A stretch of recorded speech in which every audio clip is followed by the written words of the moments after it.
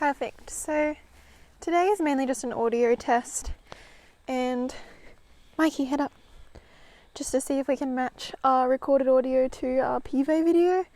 So today is a really quick video. Head up.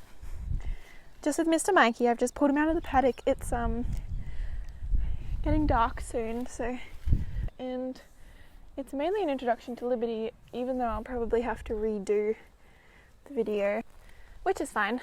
And we've free ridden twice. The first session was just a walk and trot.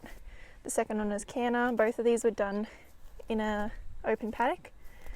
So this is actually our first time working with a neckrope in an enclosed area, but I thought just for an introduction video, doesn't matter too much.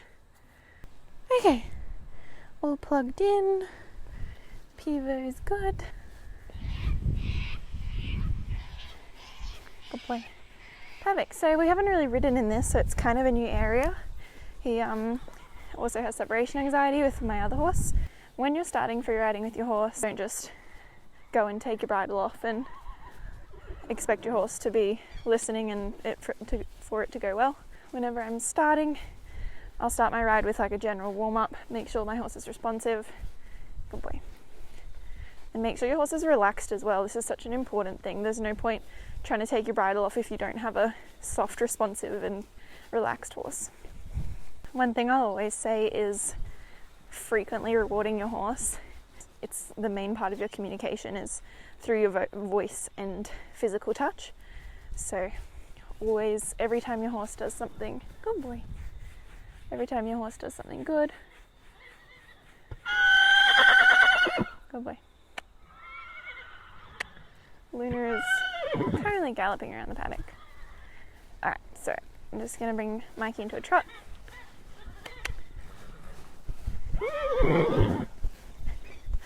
This is actually a good test for audio while I'm moving around and to get your horse listening. Oh, good boy. Good. Good. Good boy.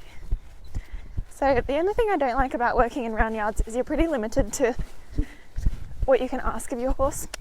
Like they kind of get used to working in a circle. Whereas if you're working in an arena, you can do lots of different circles and direction changes and mix it up a bit to keep your horse listening. But at least in a round yard, the best way you can mix things up is by coming in and out of different speeds. Good boy. So whenever you're riding and you have the intention of teaching your horse to ride in a neckrope, you always start your communication with a bridle on first, if that's what your horse is used to. So whenever I'm riding my horse with a bridle or not, my communication is going to be consistent in what I'm asking. So if I want my horse to slow down, I'm going to use my weight back. That way I don't have to touch the bridle. My weight's just gone back on the horse, and the horse understands that when I put my weight back, I want my horse to slow down. Good boy.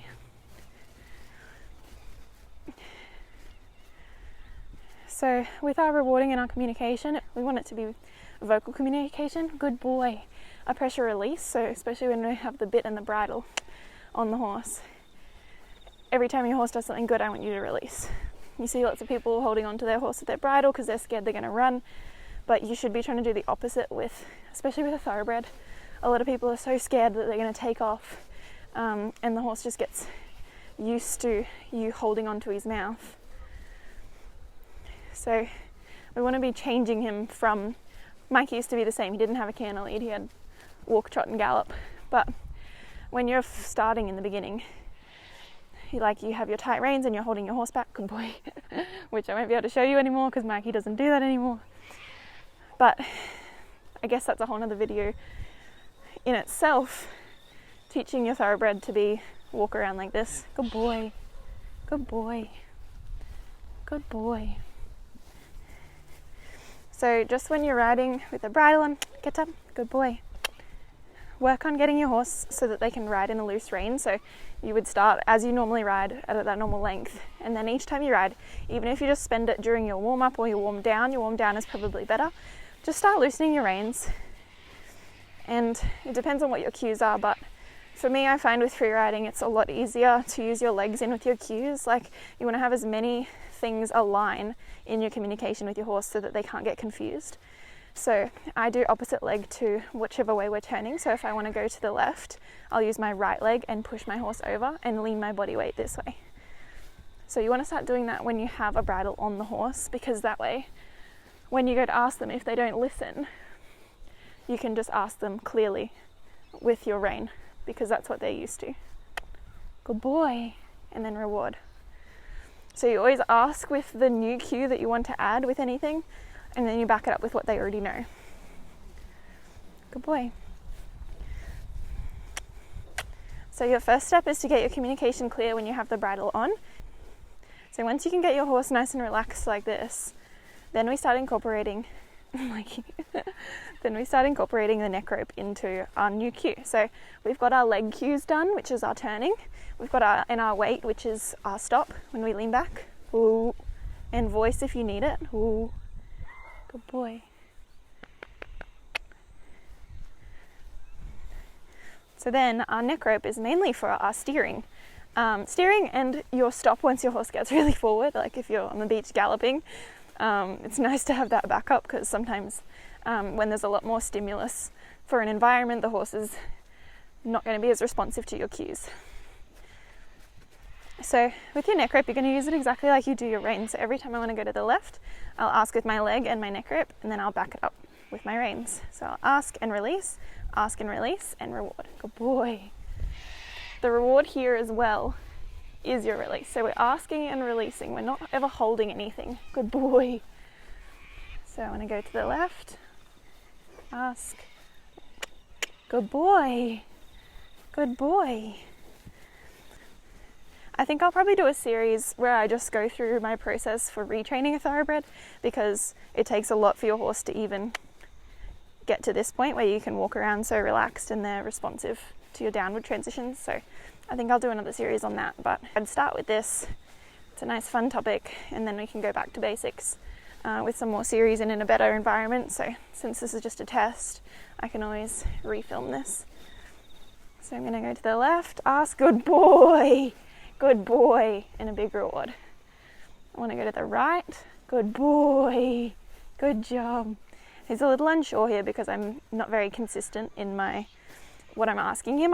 I'm leaving a lot hanging. So he's going, what do you want? What do you want? Good boy. So because I'm talking about so many things, good.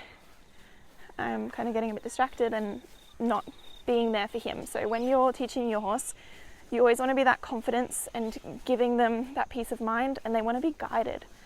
Your horse is going to get anxious if you're not there to support them and say, hey, it's okay, I got you. And also being supportive enough to make them feel comfortable with making their own decisions slowly, like it's something you work up to. So with him, especially doing something new, I want to be knowledgeable and I want to be knowing what I'm doing so that I can just guide him. So that consistency of touch, of reward, of letting him know he's doing a good job and he's doing the right thing. Go to the left, ask with the bridle, good boy. And to the right, good boy. So eventually you'll start with the neck rope like this. You'll start using your reins a lot. Like you'll ask, use your reins, ask and use your reins. And eventually, as you keep going and the horse gets the idea, you can use your reins less and less. Just say, good boy. Good boy. So then you're left, you still have the bridle on, and you can still use it when you need to. Good boy. But it's there as a safety net more than anything, and your horse now understands your communication. I think I'll do this tutorial with, just say, good boy, with a horse that's never been free ridden as well.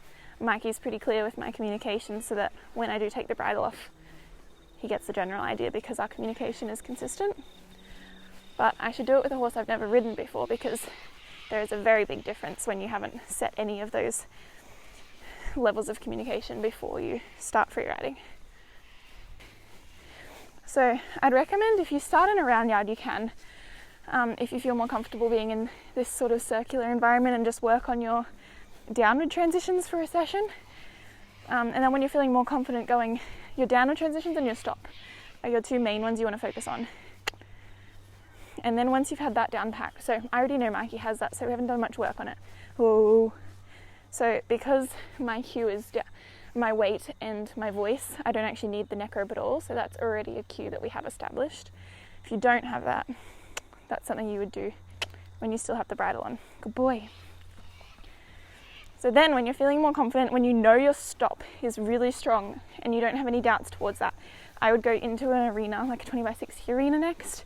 That way you can start doing circles and stretch them out on the straight and go across the diagonal and really just test your steering with your bridle on still. Good boy. The round yard is just a bit too limited, and you want to keep your horse's mind engaged the whole time. When you have just a circle that a horse is traveling in, they know where they're going already, so they tend to switch off a little bit. But in an arena, you can test out their mind and have them guessing the whole time so that they stay responsive. So it's one thing to have them learning this at a walk. Each time you step up to a different pace, there's a different rhythm. Your horse is getting used to the cue. So always make sure you have the bridle on the whole time in your different in your different gaits. Don't just think, oh, my horse knows how to turn with the neck rope at a walk, so I'll just take the bridle off and do walk, trot and canter. You want to make sure that you have the bridle on for all three gaits until your horse is confidently listening to you in all three gaits without using the bridle, but still having it on. Good. Good boy. All right, so we're going to go into a trot. Trot. Good boy. Good. So I'm riding Mikey bareback today, and good boy. Like automatically in a trot, I've got more leg contact on. Good boy. Oh.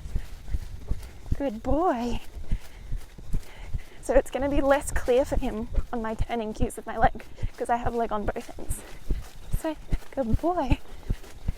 So, good. Good. Good boy. So with a round yard, I'm not really having to do much, so I'll ask him to come in. Good boy. I'm going to do a small circle. This way. Good boy. Good. Get up. Good. If your reins are too loose like this and you find you can't correct quickly as well, just shorten your reins up in one hand. Make sure your neck rope is through the reins.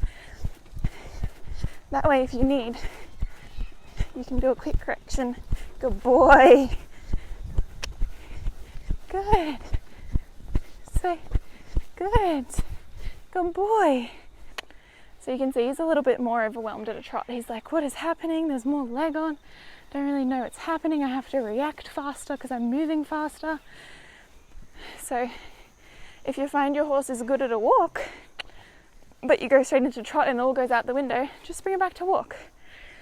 Just be more clear with your cues. Go back on really specific movements. Good boy.